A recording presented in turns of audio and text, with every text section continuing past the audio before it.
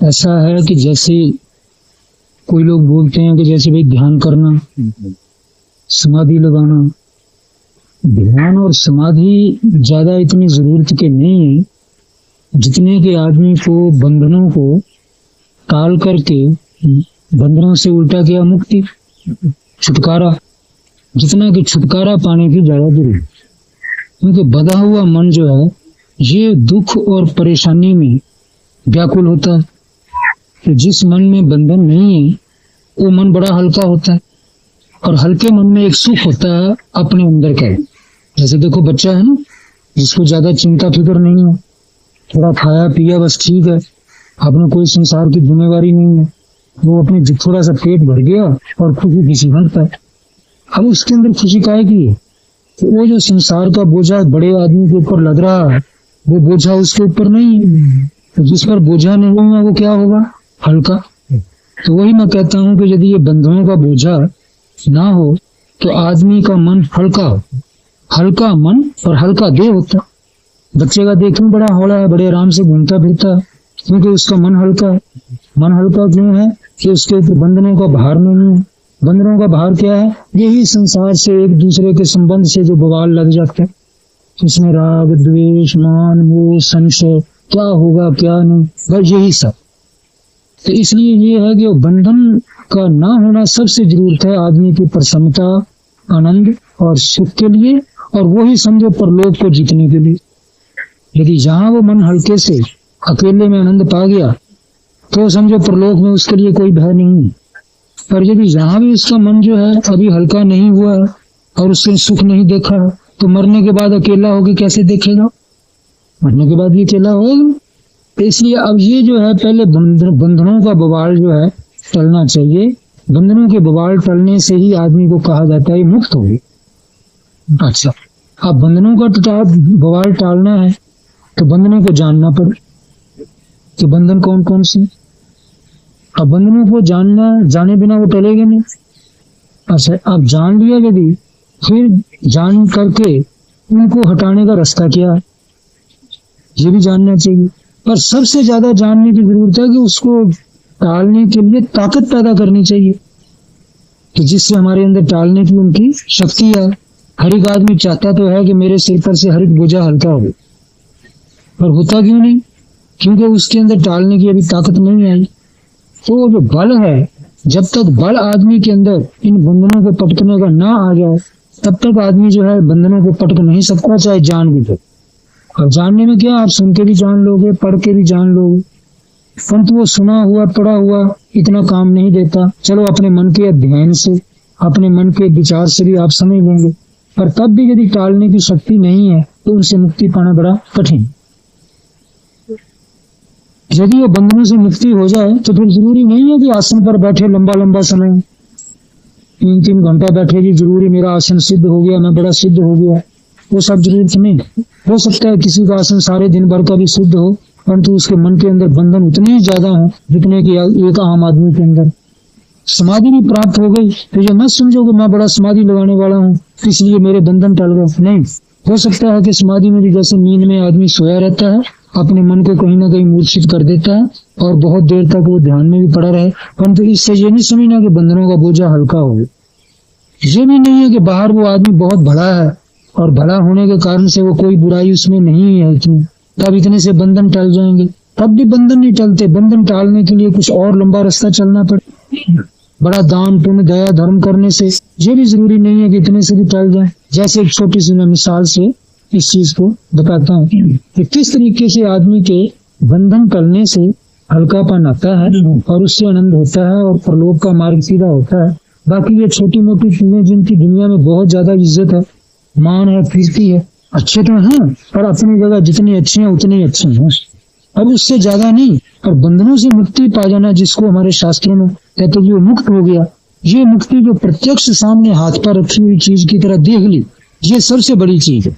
क्यों? कि इसमें जीते आदमी को भी जिस हाल में भी है उसको आनंद होता है। रोग है तो रोगी है तो रोग में भी, घाटे नफे टोटे में है तो उसमें भी, और नाना प्रकार से जैसे गरीबी में अमीरी में जिस जगह भी है उसी जगह वो आदमी आराम पाता है यदि उसके मन से बंधन टल गए हैं, चाहे वो साधु है चाहे वो किसी हाल।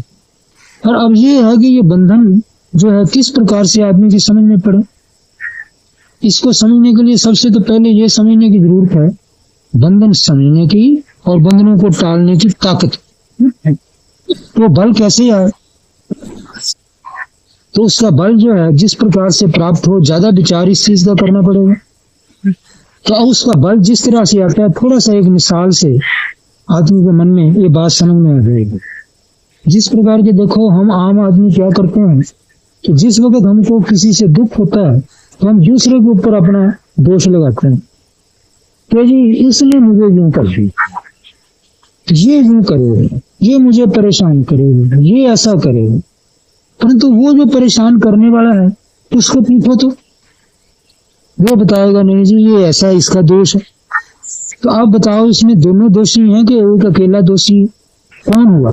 इसके लिए जज बिठाने की जरूरत नहीं है। क्यों? वो तो कोई दुनिया में मिलेगा नहीं, तो हर एक आदमी के साथ यही चल रही है, छोटे से लेके बड़े तक जिस जगह भी हो। राजा चाहे गद्दी पर बैठा है, चाहे चक्रवर्ती सम्राट पुराने जमाने में होते थे वो ऐसे हैं, और चाहे कोई आदमी समझो एक तो साधारण मजदूर आदमी है या जिस हालत में भी, उन सब के ये बवाल जो है सिर पर बराबर रूप से लगा हुआ है। और एक दूसरे को इल्जाम लगाना कि जी ये ऐसा है जी वैसा। तो इसमें काम करने वाला कौन है? वो भगवान का कायदा। वो कायदा इतना छुपा हुआ है कि काम वो करता है पर हम दोष दूसरे के सिर पर मरते हैं। तो काम कैसे करता है? जैसे कि उसका ये है कि मालूम पढ़ के कुछ पैदा कर, मालूम पढ़ करके कुछ बवाल खड़ा कर देते हैं। चलो अभी इतने में समझ में नहीं आएगी, इसी चीज को खोल के बताएंगे कि कैसे भाई मालूम पढ़ करके कैसा होता है। और जैसे थोड़ा एक महात्मा का दृष्टांत ले लो। दो महात्मा साथ साथ विचरे थे, चाहे कथा झूठी है, काल्पनिक है, कुछ है, पर समझने समझाने के लिए एक शिक्षा की चीज है।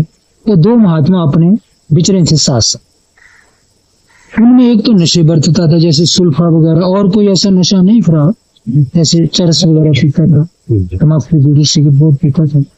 और एक था ऐसा जो उसके साथ हो लिया किसी यात्रा में कि जो ना सिगरेट बीड़ी पिए, ना तम्बाकू, ना चाय, उसको कोई नशा नहीं। बस इतना है कि भिक्षा का अन्न तो वो खा लेता था और अपने एकांत में रहना। और दूसरा कैसा था? वो था ऐसे ढंग का कि भाई ना भाई हमको थोड़ा चरस भी चाहिए, तम्बाकू बीड़ी सिगरेट भी चाहिए, थोड़ा चाय पानी भी चाहिए। वो कुछ थोड़ा बंधन में ज्यादा था। अब दोनों चलते चलते एक ऐसी जगह पहुंच गए, कोई मंदिर था, उस मंदिर में जाके वो रात डटे। अब उस मंदिर में वो चर्च वाली मंडली भी बैठ करके अपने आया करती थी, और वो आपस में प्रेम से बैठ करके अपने बातें भी करते, अपने नशा भी करते। तो जिस तरह का उनका रहने का ढंग था आप दुनिया में देखते हैं, ऐसे खप करते हैं, अपनी खुशी से सब काम करते हैं। तो वो दोनों महात्मा को उन्होंने देखा भी आज मंदिर में दो महात्मा आ रहे हैं, उनको बड़ी खुशी हुई। फिर महात्मा लोग भी इस काम में कई होते हैं, तो आज महात्मा की संगत में बैठ के साथ संगत करेंगे और साथ जो है अपना ये भी बरतते रहेंगे। तो आए दोनों के पास आए, हो कुछ खाने पीने की चीज भी ले आए और उनके आगे धर दी, फल वगैरह या जो कुछ है, तो दूध लाया, तो फल लाया, चलो बैठ गए। अब उन्होंने बनाया वो जैसे महात्मा लोग चिलम वलम बनाते हैं, वो चिलम बना करके वो महात्मा को दी। तो एक ने कहा भाई मैं तो बर्त, ठीक। दूसरे ने पकड़ करके इसको बर्त लिया। अब बर्त लिया तो अब चिलम पिया, चिलम पीने के बाद सबने पिया, वो महात्मा देखता रहा जो दूसरा। उसके बाद क्या हुआ कि अब चिलम पी के चाय पीने की इच्छा हुई। कहाँ भाई दूध है ये, चाय बनाओ। चाय भी बनी, चाय भी पियो। दूसरा कहता भाई मैं तो चाय भी नहीं पीता। अच्छा 1 घंटा, 1.5 घंटा, 2 घंटा, जब तक सांझ 8 से जैसे 10 तक वो दूसरा महात्मा उनका तमाशा देखता रहा। और देखने के बाद क्या हुआ कि उन्होंने देखा भाई अब ये तो अपने इन्हीं में लगे रहेंगे, पता नहीं सारी रात लगे रहेंगे, तो मैं अपना किनारे होकर 2 घड़ी राम के नाम ले लूं जैसे आप कहते हैं, तो इसका मतलब भजन कर लूं, ध्यान कर लूं। तो वो वहां पर अपने किनारे होकर के अच्छा भाई आप लोग तो करो, मैं तो भक्तों अपना तो नियम करने जाता हूँ। अब किसी ने कुछ नहीं बोला कि जाओ बाबा चलो ठीक है। अब वो जब चला गया तो जो दूसरा महात्मा था उसको हुआ भाई तो ठीक है, वो तो किनारा करके चला गया। अब ये मेरे सिर पर पता नहीं सारा रात बवाल लादे रखेंगे, मैं भी चल के आया हूँ। अब इतने में महात्मा के उन्होंने एक और फिल्म तैयार कर ली, चलो जी एक और दम लगा। फिर ऐसे आधी रात उनको हो गई। वो महात्मा ने कहा, देखो उन महात्मा के पास भी कोई चीज ले जाओ, कुछ खाने पीने को उनको खाना होगा। इसने पहले कह दिया, भाई देखो मैं तो तृप्त हूँ, आप इसको आनंद से अपने जो बरतो, मेरे को जरूरत नहीं। वो महात्मा उसके बाद 2 मिनट 10 मिनट आधा घंटा 1 घंटा बैठे भी। अब वो महात्मा को हुआ जैन कि भाई देखो मैं तो भजन करने के लिए अकेला आया था, जो दूसरा भी, पर अब ये देखो मेरे को भी घेर के आ बैठे, तो कोई बात नहीं, इनको बैठने दो, और मैंने इनके साथ कोई चीज बरतना तो है नहीं। तो वो कहने लगा, अच्छा भाई देखो मैं ध्यान करूंगा सब, आप लोग अब चले जाओ। तो वो क्या कहता है दूसरे, तो चले जाएंगे महाराज, थोड़ा और बैठेंगे। अच्छा भाई फिर बैठे रहे, 15-20 मिनट आधा घंटा हो गया। फिर उसने कहा कि भाई देखो अब मेरा थोड़ा भजन का नियम का समय है, तुम लोग जाओ। तो चले जाएंगे महाराज, कोई नहीं अभी थोड़ा बैठे हैं। करते करते 1-1.5 घंटा उसके पास भी बैठे रहे, मान लो रात के 12 बजे। तो महात्मा उनको आराम से 5-10-15 मिनट में, आधे घंटे में फिर कह दे, अच्छा भाई चले जाओ। पर वो जाने कोई नहीं, और वो जो है महात्मा अपने आराम से उनको बोल के फिर चुप। जब 12 बज गए तो एक कहने लगा उनमें 2 में से, अच्छा भाई चलो, तो महात्मा की तो अब कोई चीज बरतते तो है ही नहीं, फिर इनके पास बैठने का क्या फायदा है। हम तो देखो बीड़ी भी पी में, सिगरेट भी पी में, ये बेचारे यूं बैठे और खाना भी कुछ नहीं खाते। तो इसलिए उन्होंने वो काफी वो चीज उठा करके वो महात्मा जी के आगे धर दे, जो केले वेले हैं वो खा पी लेंगे, मेरे तो काम के है। ठीक है, वो ले गए, उन्होंने महात्मा जी आगे धर दिए जा करके। अब वो महात्मा जो है उनको 3 बजे तक उन्होंने नहीं छोड़ा। ये तो अपने जब भजन घंटा किया होगा, 1.5 घंटा किया होगा, कर करा करके पड़ गए। अगर जब पड़ गए तो वो दूसरा महात्मा जो था वो 3 बजे तक उनके पास बैठे रहे। 3 के बाद वो तो बेचारे अपने ऐसे ही आदमी थे, पार्टी वाले, तो घर से बहुत से खाली थे। उन्होंने सोचा 3 बजे सोए, जब रात सूर्य 10 बजे तक पड़े रहेंगे। और वो जो दूसरा महात्मा था, वो जो अब उन्होंने उठाया, देख महात्मा मैं तो चलने को तैयार हूँ, अब तुम चलो, तुम तो सो ही रहे होगी। तो कहने लगा, मेरी तो नींद नहीं पूरी हुई। तुमने कहा देख लो अब तुम, फिर तुम पीछे आ जाना, मैं तो चलता हूँ। अब वो कह के चल दिया। वो महात्मा अब पड़ा रहा, क्योंकि 3 बजे सोया था, जल्दी 2, 4, 5 बजे, 5 बजे कैसे उठे गर्मी के दिन। अब पड़े पड़े पीछे उसको याद आया, अरे वो महात्मा की संगत तो बड़ी प्यारी थी, मैं कहाँ पड़ गया। फिर उठ करके भाजा, तो भाज करके उसने जाके रास्ते में महात्मा को 2, 4, 5 मील पर पकड़ लिया कि महाराज मैं तो तुम्हारा संग करने वाला था, तुम ऐसा चल दिए। उसने कहा फिर देखो तुम्हारा ऐसा यदि तुम बंधन में हो, तो बंधन हुआ ना, तो ये है भौतिक बंधन। इसका नाम क्या है? भौतिक बंधन, के बहुत सी चीजों के बंधन में हूँ। तो देखो वो नहीं था तो वो थोड़ा आराम से चला गया ना। अच्छा, अब वो दोनों महात्मा सत्संग करते जा रहा है रस्ते। अब ज्ञान यहाँ से खुलने की चीज है, सत्संग से जैसे खुलता है। तो महात्मा उसको कहता है, वो भी जो परेशान हुआ रात से कि भाई उन्होंने मेरे को रात भर परेशान किया, तो कहते महात्मा तुम झूठ हो, उन्होंने परेशान नहीं किया, ये तो तेरी मैं आ गई। क्यों अपना दोष दूसरे पर लगा रहा है, तू अपने पर नहीं लगा रहा। तू बता, उस बंधन में ना होता तो मेरी तरह तू भी फारग हो गया हो, तो फिर किसका दोष हुआ? तो भाई मेरा ही है। तो बस ये तुम समझ करके इस बवाल से बाहर निकल पड़े। तो ये है भौतिक बंधन। मैंने भौतिक माने ये जो 5 भूत हैं, पृथ्वी, जल, तेज, वायु, आकाश, इनसे पैदा होने वाले जो हैं पदार्थ, इन पदार्थों के बंधन में तुम हो, इसलिए भाई तुम उनसे किनारा नहीं कर सके। नहीं तो कम से कम मेरे पास भी वो आए थे, पर मुझे आधी रात में वो छोड़ के चल दी। अजी क्या करें, फिर कहे तो मानते नहीं है वो महात्मा को। हाँ भाई मेरे भी नहीं माने हैं, और कहें तो फिर यदि उन पर गुस्सा आ जाए तो वो फिर वो भी ठीक नहीं। वो कहते ठीक है भाई, यदि गुस्सा आ गया था तो तेरी मैं आ गई थी। जैसे मेरे पास भी बैठे थे, अब मैंने कहा अच्छा भाई जाओ, मैं भी देख रहा था भाई इनसे मैंने कुछ मतलब तो है नहीं, और बातें ऐसी कर रही उससे मुझे प्रयोजन कुछ नहीं। इनकी बातें सुनने से मेरे को क्या लाभ होगा? किसी की निंदा, किसी की चुगली, किसी कुछ आपस में ग्राम की बातें कर रहे हैं, और इन बातों में मेरा कोई स्वार्थ नहीं है। तो फिर मैं तब भी पर ये है कि मैं जबरदस्ती तो उनको उठा नहीं सकता है, क्यों कि मैं तो महात्मा हूँ, चलता फिरता इनके गांव में आया हूँ, इनका अतिथि है। अतिथि मैंने मेहमान जैसे होता है। अब जैसे भाई ये मेरे को रखेंगे, रह के निकल जाऊंगा, मेरी तो एक ही रात है, रहना तो नहीं। चलो दुख में और सुख में महात्मा को काटना चाहिए। रोज जैसे हम बोलते दुख में जीना सीखे, वो महात्मा इस विद्या को जानता था कि चलो भाई इनके संग से मेरी जिनकी बातें सुना रहे हैं, मेरे को पता नहीं कुछ समझ आए ना आए, चलो ये जाते तो है नहीं। मैंने बार बार कहा कि जाओ भाई मैं भजन करूं, जाते नहीं, तो मैं इनकी बातें सहन करता रहूं, उससे जो मुझे दुख होता है उस दुख में मैं आराम से डटा रहूं, मैं भी ना आ जाऊं।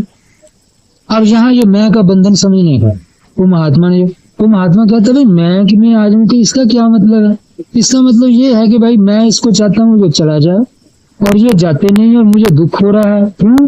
क्लेश इसलिए हो रहा है कि मेरा समय भी बर्बाद हो रहा है, और मैंने एकांत में जो आनंद लेना था वो मेरा मारा जा रहा है, तो मैंने अपने आनंद को त्याग दिया। इसका नाम क्या हो गया? दान। ये जो मुझे एकांत में बैठने का सुख अकेले में मिलना था छुट्टी का, मैंने छोड़ दिया। जाने दो, चलो नहीं होता है तो जाने दो, और जो इनकी बातों चीतों का दुख है थोड़ा वो भी उठ लो। तो वो जो दान का महात्म्य है वो जानते थे, तो मैंने ये उठ करके मैंने कहा चलो भाई ये बेचारे गृहस्थी हैं, इनको इतना टाइम नहीं है, फुर्सत नहीं, कभी तो जाएगा। तो मैं धीरे से अपने आराम से गया। तो बैठे बैठे अंत में उन्होंने भी देख लिया भाई महात्मा हमारे किसी काम में तो मिलता नहीं, न बीड़ी पीवे, न सिगरेट पीवे, न चाय पीवे, वो फल रखे वो भी नहीं खा रहा। तो इसलिए फिर उन्होंने सोचा कि अब चलो भाई ये कह रहे हैं जाओ इनको भजन कर। तो देखो मेरे को वो छोड़ के चले गए।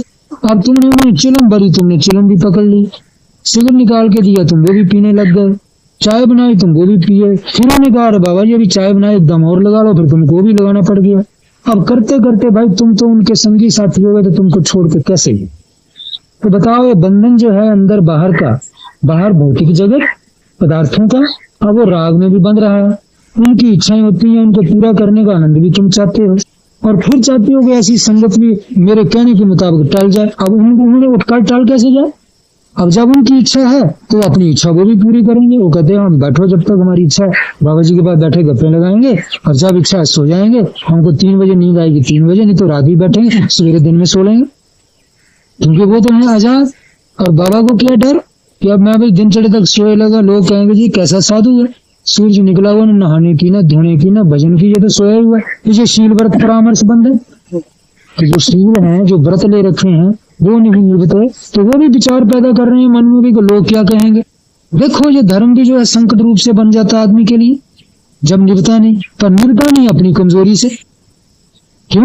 क्या ऐसे देखो क्यों तुम संगत करोगे 3 बजे तुमको बैठना पड़े रात के? तो इसीलिए ना वो भौतिक बंधन जो है वो मन को भी बांधे हुए है। तो भाई मैं कह भी नहीं सकता अच्छा बाबा जाओ, कहूँ किस मुंह से? जिस उनका जब उनके साथ उनके संग में मिल रहा हूँ तो अब कहने लायक भी नहीं हूँ। अब गुस्सा करूं तो वो मानने के नहीं, वो और तंग परेशान करेंगे, और गुस्सा सुनेगा कौन? वो मैं आ गई। तो देखो ये राग, द्वेष, मान, और वो अपना भौतिक बंधन, और फिर अब संशय भी है कि अब संशय फिर क्या होगा? अब मान लो जी अभी सोए भी नहीं, सवेरे उठ के फिर चलने लगा, बीमारी ना हो जाएगी, संशय भी तो आएंगे ना। तो ये सब क्या है? वो जो मैंने कहा कि मालूम पढ़ करके पैदा होता। उस महात्मा के अंदर उनको कुछ मालूम पड़ा कि ये कैसा है, तो उनके मन के अंदर भगवान ने कह दिया इसको छुट्टी दे दे। पर उसके मन दूसरा जो था, उनको देख के भी उनको कुछ मालूम पड़ रहा था, उन्होंने कहा इसको पकड़े रहो। ये नहीं कि जान के इसको तंग करने के लिए पकड़ना है, पर इससे हमारी भी खुशी है, ये भी आनंद ले रहा, इसको कोई हम दुख तो नहीं देते, मर्जी से ये सब हमारे साथ मिला बैठा है। तो इसलिए वो मालूम उनके अंदर यही पड़ रहा था, ये हमारा संगी साथी है, इसके साथ हमारे जैसा इसका मौज करो। तो वो अपनी मौज कर रहे थे। इसमें यदि वो दुखी होता है तो वो नादान है, वो इनको समझता नहीं है कि भाई मैं काम तो कर रहा हूँ इनकी खुशी के, और वो मेरे लिए अच्छे नहीं है, तो अब मैं क्यों ना इन बंधनों को छोड़ दूं? तो इन चीजों से पहले राग छोड़ूं।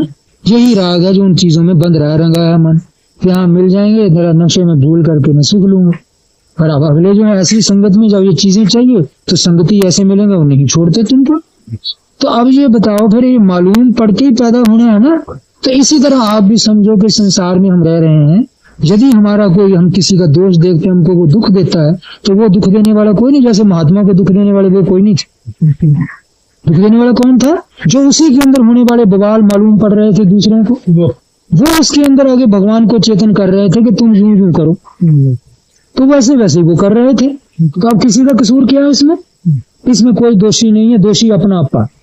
तो अपना आपा दोषी है, मैंने बंधा हुआ अपना आपा, इसको पहले मुक्त करो, अपने दोषों को छांटो, इसको किनारे लगाओ, फिर दोष किसको देना? भगवान आपके अंदर ऐसा बन जाएगा कि अपने आप को मुक्त कर देगा। जाओ आराम से आनंद ले लो, हल्के पड़ जाओगे, जैसे ये दूसरा महात्मा।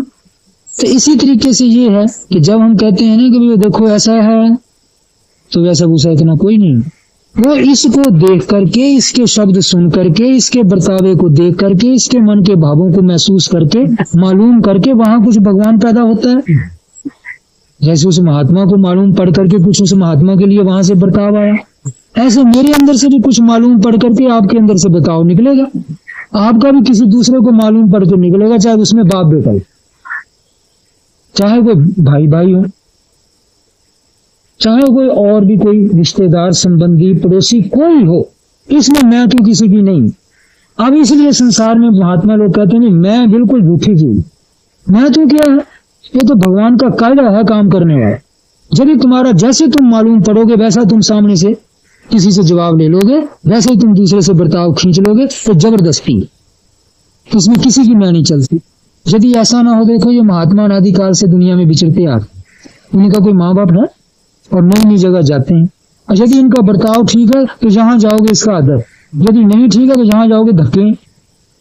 तो कुछ मालूम ही उनको पड़ता है ना, तो वही आगे फिर दूसरी जगह दोनों महात्मा चले गए, वहां जो फिर मंदिर आया, वहां फिर वो ठहर गए। वहां जब दोनों ठहरे तो वहां थे सत्संगी ऐसे जो ना सिगरेट पीने वाले, ना चर्च पीने वाले, ना कोई और किसी प्रकार का। वो यही सोचते थे कभी हम 5-4 बैठ के कुछ राम कथा कहते हैं, चलो आज महात्मा आ गए, आज इनसे राम कथा सुनेंगे। तो आ गए वो 5-7 जने, उनमें भी कोई चीज लाया, कोई चीज लाया कि आज भाई महात्मा आए हैं, पता पड़ गया गांव में। तो आकर के उन्होंने भी किसी ने कुछ रहते बैठ गए। वो महात्मा जो था विचारवान, उसने भी देखा, तो बाबा जी कुछ सुनाओ। तो भाई तुम अपने पहले काम कर लो, कुछ करते हो तो। महाराज और हमारा क्या काम, हम तो मंदिर में इसलिए आए हैं कि कुछ बैठ के आप राम कथा नहीं सुनाओ तो हम अपनी राम कथा करते। भाई तुम ही पहले कर लो कि महाराज देखो राम कथा तो आपके मुंह से शोभा ज्यादा देती है, आप महात्मा बैठे तो हम अब क्या बोले, हमने तो सादे सत्संग की बातें नहीं, तो हम तो अपने जोग वशिष्ठ बांचेंगे। तुमने कहा ऐसा यही काम कर दो कोई तुम, और ये तो नहीं है कोई दम वम लगाने वाले। कहते ना जी हमारे में कोई ऐसा नहीं। तुमने कहा ठीक। उन्होंने अपना कुछ सत्संग की बातें बोलना शुरू कर दी। इतने वो जो महात्मा थे उनको अब देखा 1 घंटा हो गया, 2 घंटा हो गया, उन्होंने अपना बीड़ी निकालना पीने लग गए, तो सिगरेट भरने लग गए, सिगरेट भर के पीने लग गए। तो वो अपने इसी काम में फिर भी, क्योंकि जल्दी तो छूटता भी नहीं ना। तो अब वो जो दूसरे जब वो करें वो सारे उनकी तरफ देखें, पर कहीं कोई कुछ ना भी, चलो भी महात्मा है, एक ऐसा है एक वैसा है। अब सत्संग करते करते अब वो जो है काफी देर, उनकी भी रात बीत गई, 9 बज गए 10 बज गए। तो कहने लगे अच्छा भाई सत्संग हो गया क्या? हमारे जी हो। अच्छा तो अब तुम भी जाओ अपना काम करो, हम भी अपने। अच्छा मारा। अच्छा अब ये देखो, अब ये भी तो उनको मालूम कुछ पड़ा। क्या मालूम पड़ा कि भाई महात्मा ठीक है, भजन करने वाले हैं, सत्संग की बात बताते हैं, हमको भी ऐसे बताते हैं, चलो भाई इनको अपनी छुट्टी कर।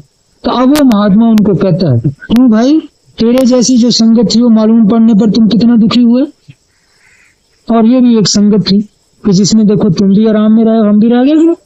तो आप बताओ फिर उनको दोषी बताना हमारा फर्ज है कि हमारे करतूतें ऐसी हैं?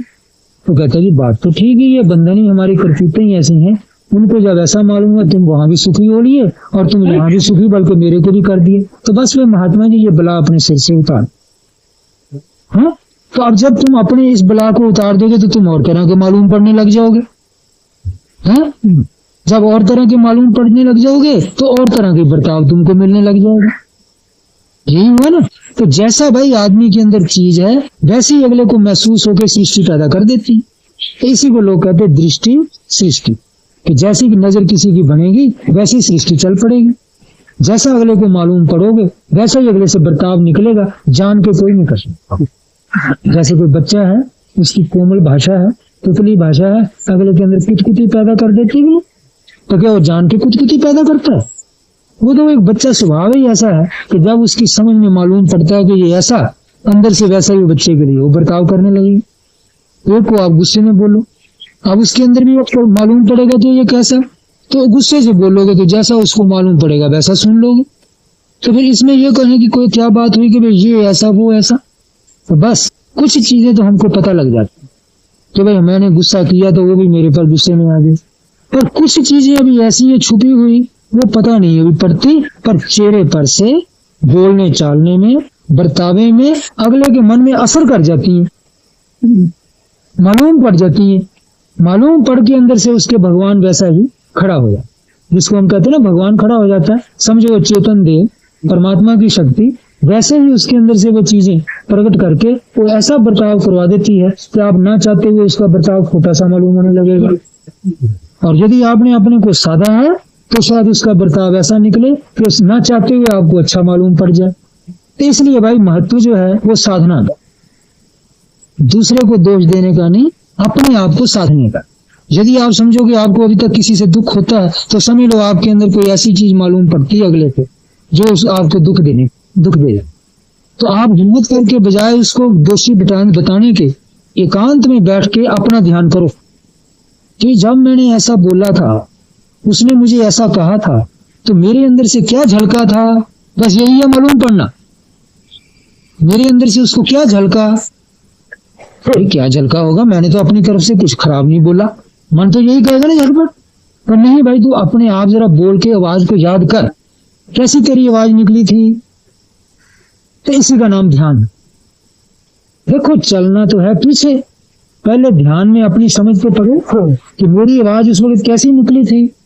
तो आप 1 2 4 बार बोलोगे, अंदर ही अंदर सोचोगे, अंदर ही अंदर चिंतन करोगे, और वो आवाज शायद आपके मन से अपने आप में ही पता लगने लगे, तो समझो आप ध्यान में चीज को समझने वाले हो। यदि वो आवाज आपको याद नहीं आती तो समझो आपका मन अभी मोटा है, अभी ध्यान नहीं जगेगा। यदि आपको याद आ गया जैसे आप बोल रहे थे और ऐसे मालूम हो रहा है जैसे कि मैं सुन रहा हूँ और बोलने वाला वही आवाज मेरे कान में कर रहा, तो आपको मालूम अरे ये आवाज तो अगले को काट के खाने लग, जैसे संशय बहम की थी, ये तो कांटे की तरह चीरने वाली थी, तो ठीक ही है, उसके हृदय में कांटे की तरह चीरने जैसी मालूम हुई, उसने बुरी तरह खुरदरा होकर बोल दिया। तो बस फिर मैं भाई ये मेरा ही कसूर था, उसका नहीं, पर मैं इसको जानता नहीं था कि मैं कैसा बोल रहा हूँ, मेरी आदत पड़ी हुई थी। जैसे जन्म भर किसी ने खोटा किया, किसी को तंग किया, सताया, और ठाडा था, ताकत में था, और ताकत में होने से कोई उसका कर कुछ सका नहीं, चलो सहन लोग करतेगा, तो वो मत समझे कि अब ये मेरे अंदर कोई ऐसी चीज है कि दूसरों को सुख देने वाली मुझे मिलेगी। अब वो जो बन चुका है ना, वो सारा जन्म अभ्यास कर चुका है। जैसे कई बार मैं बताया कि आप एक बार पत्थर में एक लकीर डाल दो, दूसरी बार फिर उसको पत्थर को रगड़ो, फिर तीसरी बार रगड़ो, 10 बार रगड़ोगे तो उसमें एक नाली सी बन जाएगी। अब वो नाली मिटने की नहीं, चाहे रेती से रगड़ दो, हाँ बहुत घिसोगे तो कहीं मिट जाएगी, पर पत्थर के बीच में ऐसा निशान लगा देगी उसकी शक्ल बिगाड़ देगी। तो यही आदमी के अंदर है, बचपन से लेकर के, चलो बचपन तो अज्ञान में गया, लाड प्यार में, लड़कपन आ गया, लड़कपन में लाड प्यार से पहले घर में बिगड़ गया, फिर जवान हुआ अपनी आजादी में बिगड़ गया, अपने आप में फिर ताकत में था, 10 आदमी भी साथ थे जब ताकत थी, उसमें और जैसा जैसा किया, अब जो किया सारी उम्र तो वो रहती है। अब वो किया हुआ जो है वो सारा अंदर पड़ा हुआ है।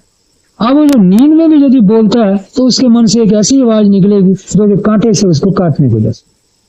अब क्या वो आराम की बोल सकता है? अहंकार की, क्रोध की, दूसरे को सेधने की, दूसरे को दुख देने की, जान के वो बेचारा नहीं करता, दोष उसका भी नहीं, कसूर उसका भी नहीं। कसूर तो तब माने ना जब वो जान के करे तो, पर उसको पता नहीं वो जानने का अंदर मेरे वो भगवान कैसे बन के बैठे, वो उसके कर्म, चाहे इस जन्म के हैं चाहे वो पहले जन्म के हैं। अब वो कर्म बैठ करके उसके अंदर बस ऐसा ही उसको प्रकट करते हैं कि जिसको अगले को मालूम यूं पड़ता है कि भाई ये आदमी तो कुछ ऐसा है दुख देने वाला। क्यों? जैसा वो प्रकट हुआ अगले के मान पर चोट कर जाता है, अगले को संशय बहम में डाल जाता है, अगले की इज्जत उतारने की सी मालूम होती है, और इसी तरह का और ऐसा मालूम होता है जैसे नजायज मतलबी या स्वार्थी है। क्योंकि जो ऐसा आदमी किसी को दुख दे गया होता है वो ज्यादा अपना मतलबी होता है, स्वार्थी होता है। अब उसी की बातों में वही चीज टपक रही है कि जैसे पानी का एक तालाब है, चाहे वो सड़ा है तो उसमें वैसी बदबू हर वक्त निकलती रहती। इसी तरह हमने जो कर्म किए हैं वो अंदर हमारे साड़ा पड़ रहा। पर यदि आपके अंदर पुण्य कर्म है, आपने बचा बचा के दूसरे को दुख नहीं देना, आप दुखी हो लेना, अपना थोड़ा मतलब त्याग देना, दूसरे के मतलब को नष्ट नहीं करना, अपने क्रोध को जहर समझ के पी जाना, पर दूसरे के क्रोध को जहर समझ के पी जाना, अपना क्रोध नहीं करना, अपनी मैं को खा जाना, दूसरे की मैं को नहीं बिगाड़ना। यदि ये धर्म आपने अपने अंदर बसा रखे हैं ना, तो इसकी खुशबू भी ऐसे ही चलेगी जैसे उसकी बदबू। आप यदि किसी तरह क्रोध में भी कोई वचन कहेंगे तो अगले को मीठा लगे, कहीं क्यों? आपके अंदर उसको बुरा करने की इच्छा नहीं है। तो इसलिए आप सुने कई महात्मा, वो एक महात्मा थे, वो पागल जैसे रहा कर, जब कोई उनके पास जाता तो बड़े जोर से उस पर टूटते। तो कोई कहता अरे ये महात्मा तो मेरे को यदि डंडा भी मार देंगे तो मेरा बेड़ा पार होता है।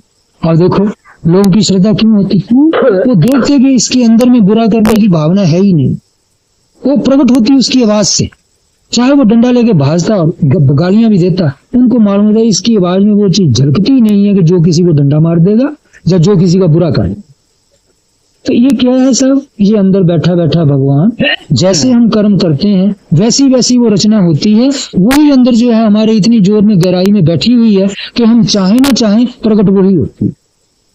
तो वो जैसी प्रकट होती है अगले को मालूम पड़ती है, जैसी मालूम पड़ती है अगले के अंदर वैसा हृदय की उसका असर होता है, जैसा असर होगा वैसा ही उसका अगले का व्यवहार होता है। अब उस व्यवहार में चाहे कोई दुखी हो भाई चाहे कोई सुखी हो, किंतु अब करे क्या, वो तो हमारे बस की बात नहीं, वो तो कर्मों का चक्कर है। इसलिए यही है तो जिस वक्त आप किसका क्या है ये तो पता लगता नहीं, पर अपना जरूर पहचान कि यदि भाई मेरे अंदर कोई मुझे दुख मिल रहा है इससे उससे तीसरे से चौथे से पांचवें से, तो समझो भाई कुछ मेरा ही कर्म विपरीत। तो इसलिए चलो अब कर्म तो पता है नहीं, थोड़ा मैं ध्यान में दो। जब मैं कहूँ देखूं कि बाहर से मुझे ठोकर आई, बाहर से मुझे चोट मिली, बाहर से मुझे दुख आया, तो मैं उसी दिन देखूं कि जिस वक्त दूसरों को दुख दिया मैंने उससे बर्ताव कैसा किया था, बोला कैसे था, मेरी आवाज कैसी थी, मेरे उस वक्त मन का भाव कैसा था। अब यदि इस ध्यान में आप पड़ गए ना तो इसको समझ लो भगवान राम का ध्यान। जो आप कहते जी मैं राम के नाम में बैठा हूँ या फलाना राम के नाम में बैठा, इसके जैसा राम का नाम या राम का ध्यान और कोई नहीं है कि जब आप आत्मा का ध्यान करें। कौन सी आत्मा का, जो आत्मा आपकी बाहर दुनिया में सबके सामने अभी प्रकट हो रही है। अब इस आत्मा का ध्यान करोगे तो ये आत्मा ने बाहर परमात्मा से कुछ ना कुछ फल लेना है।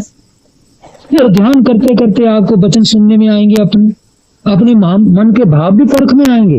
हाँ भाई जब मैं उसको बोलूं था उसके साथ तो मेरी मैं रख के बोलूं था, मैं कुछ अपनापन दिखा रहा था उसको, वो जो मेरा में अपनापन दिखा रहा था ना बस वो उसको सेध गया। जैसे मेरे को भी कोई मैं दिखावे तो मैं भी किसी की मैं झेलने वाला नहीं।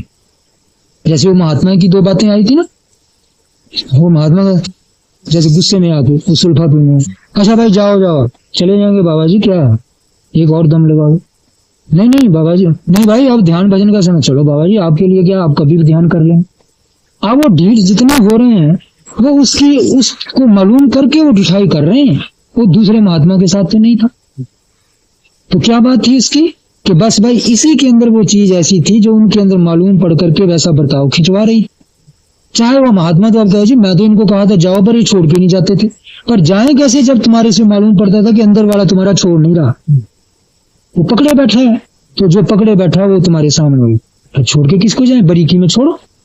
तो यही है कि जब हम अपने को ध्यान करेंगे कि भाई किस प्रकार का मेरा मन का भाव था, तो अब तुम्हारी मैं सुनने वाला कोई नहीं। अब तो तुम अपनी मैं को पूरा करना चाहते हो कि अब तुम चले जाओ मैं अपना आराम दूंगा, तो अपने आराम की मान लिए बैठे हो, इसलिए तुम गुस्से में आ रहे हो।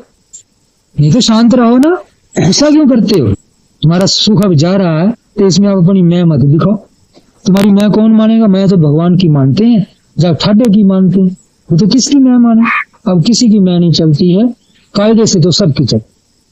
तो ऐसी हालत में वो जो मैं है, या तो मेरी मैं कोई आ गई, उस मैं के कारण से वो अगले को चोट कर गई, चोट करने से अगला मेरा पीछा कर रहा है, वो मुझे दुख दे गया, तो इसलिए भाई उसका कोई कसूर नहीं, एक कसूर मेरा। तो अब फिर मैं क्या करूं, अब इस मैं को निकालूं और इस मैं से जो गुस्से के वचन निकले थे छो के उसको भी छोड़ूं और फिर शांति से बर्ताव करना सीखूं। और छो के वचन किसने निकाले थे? राग ने। किस राग ने? सुख के राग ने। सुख रखा राग किसका? अब नींद में आनंद आएगा, जब खेला बैठूंगा उसमें आनंद आएगा। अरे जब ऐसा ही है, यदि दुख ही आना है छोड़ो नींद को, सुख को भी। एक रात नींद नहीं लगी तो क्या है, वक्त टालो और आगे पहले अपना वो बुआल छोड़ो जिससे ये संगत बनती है। उस दिन नींद का सुख भी छोड़ दिया होता है, और नहीं बैठे बैठे को सुख मिलता, चलो बातचीत बुरी लगती है सहन करते जाओ, जो आराम से अकेले बैठने का चुप्पी का आनंद मिलना था उसका भी त्याग करो, त्यागी बनो। तो देखो त्यागी बनने से एक ताकत मिलती है, जो मैंने आपको कहा था ना कि बंधन छोड़ने की ताकत कहाँ से मिलती है। ये तो ठीक है कि बंधन त्यागने से मुक्ति मिलती है, और मुक्ति सबसे बड़ा फल है। मुक्त मन क्यों सबसे बड़ा फल है कि मन हल्का हो जाता है, हल्के मन में एक सुख पैदा होता है। कैसा सुख पैदा होता है? जैसे बच्चे कि उसने कुछ भी थोड़ा खाया, ये जिम्मेवारी का, चिंता फिक्र का, राग द्वेष का बवाल उसके सिर पर नहीं है। इसी थोड़े बड़े खाए पिए में खुशी से हंसता है। गरीब के बच्चे को चाहे सूखी रोटी मिली है, उसको ये नहीं कि मुझे तर नहीं मिली, उसको ये नहीं है कि मुझे मिठाइयां नहीं मिली, जब मेवे नहीं मिले, उसी में वो आराम से बच्चों के बीच में खेलता घूमता है। क्यों? तो मन बंधा हुआ नहीं है, किसी में रंगा नहीं है, इसलिए किसी का बैरी नहीं है। हल्के मन में उसकी आत्मा की खुशी जो है अपने आप प्रकट हो रही है। कि इसी तरीके से यदि वो बंधन नहीं है, बवाल नहीं है, तो जो बड़ा आदमी होगा, चाहे बुढ़ा हो गया है, चाहे जवान है, उसको भी वो खुशी मिलेगी। पर मिलेगी तब ना यदि वो बंधन में ना हो। तो अब बंधन में है, अब जबरदस्ती धक्काशाही चाहता है, गुस्सा भी करता है, अहंकार भी दिखाता है, कौन किसी की सुनेगा? इतना क्या जबरदस्त ताकतवर है दुनिया में कि सबको अपने मन के पीछे लगा ले?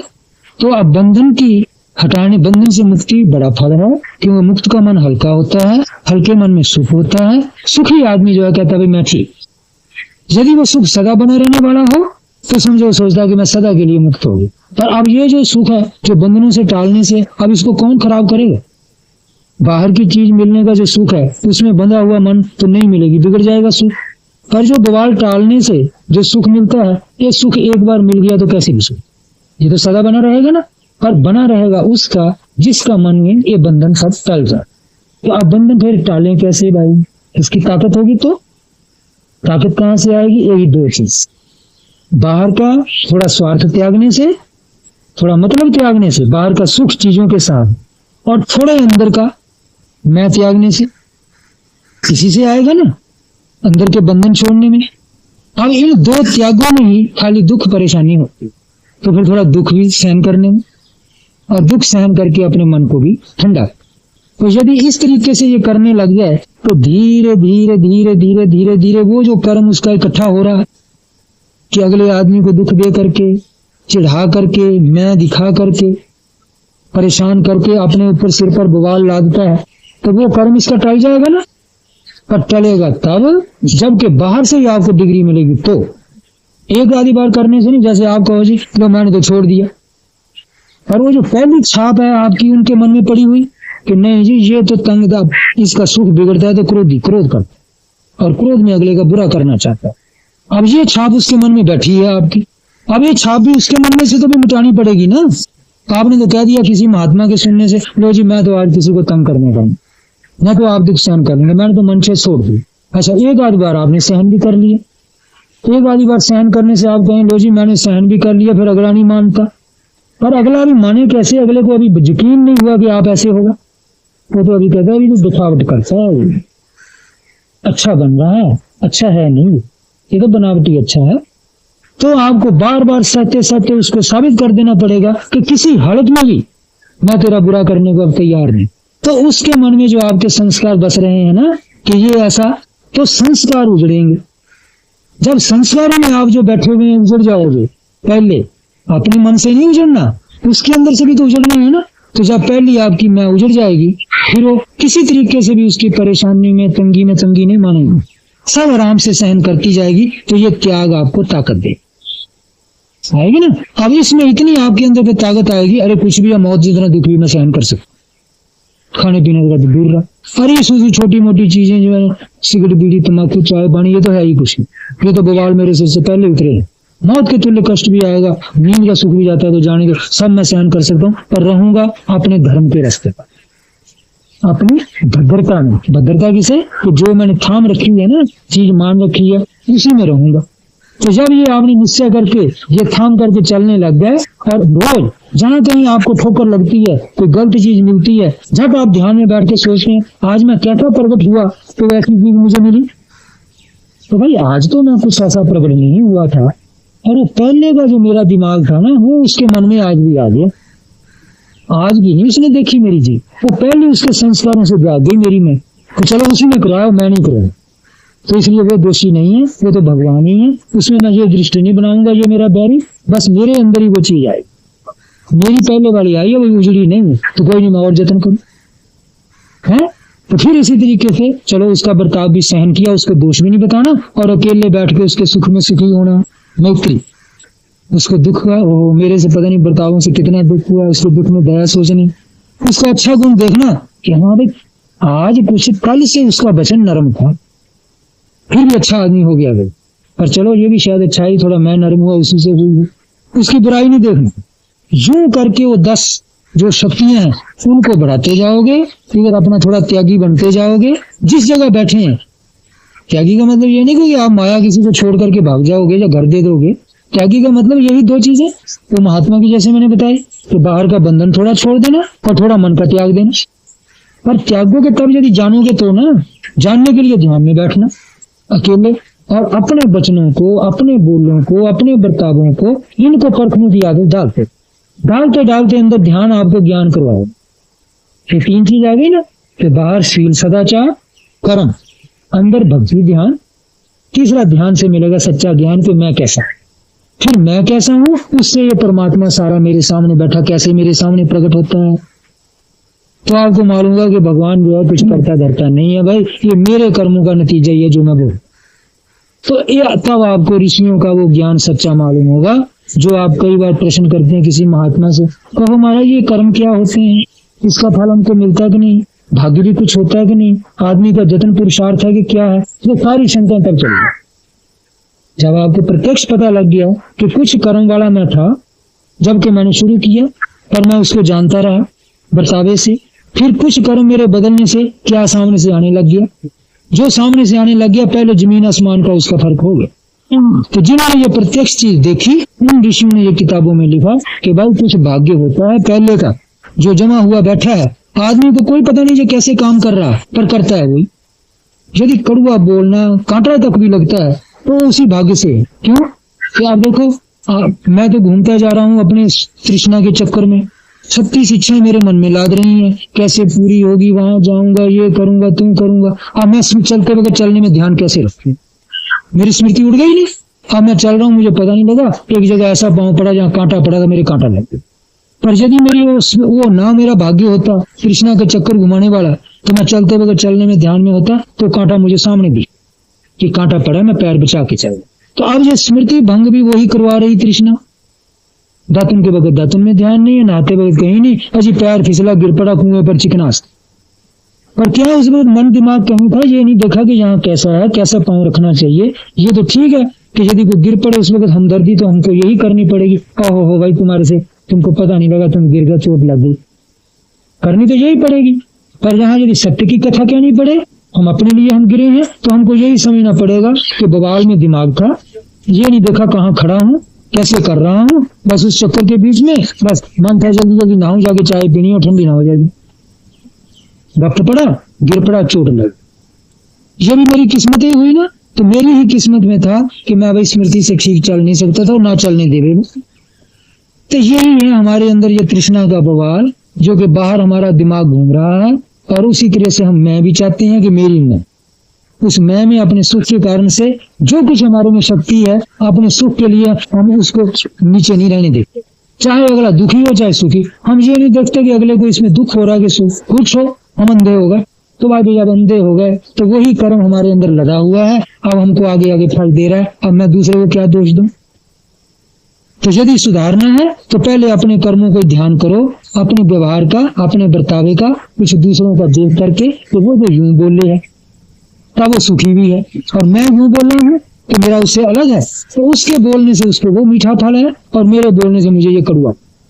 तो अब फिर मैं इस बोल को सुधार लूं थोड़ा, तो एकांत में बैठ करके उसको सुधारने की कोशिश करो, जागो रात को, उसको सुधारने की कोशिश करो। करते करते यदि मर भी जाएंगे तो परलोक हमारा ठीक है। यदि जीते जीते सुधर गया तो यही लोक में देख लो, आनंद ले लो, वही मन हल्का हो गया, कोई बैरी नहीं है। जहां जाओगे आपका हल्का मन दूसरे के अंदर हल्की आत्मा पैदा कर देगा, हल्की आत्मा से जो उसके निकलेगा वो आनंद की बौछार होगी। कोई बैरी नहीं है कोई किसी का, बस भाई अपने ही कर्म अपने ही को। तो ये सारे का कहने का मतलब क्या है, जो पहले मैंने वचन बोला था कि भाई मालूम पढ़ करके पैदा होकर, जो आपके अंदर पढ़ा हुआ मालूम वही पढ़ेगा। आप क्रोधी हैं तो आपके अंदर मिठास कैसे झलकेगी। आप कहीं से किसी से झगड़ा करके आए, कोई नुकसान पाके आए, किसी से अपमान पाके आए, तो आपका मन भड़क रहा, क्रोध में। आप घर में आए, आज बड़ा आदर कर रहे हैं और आप उनमें थोड़ी सी चीज नुक्स पा करके उसी पर क्रोध कर बैठे, तो क्या समझा जाए, वो घर वालों का कसूर है, किसी घर वाले का कसूर नहीं था।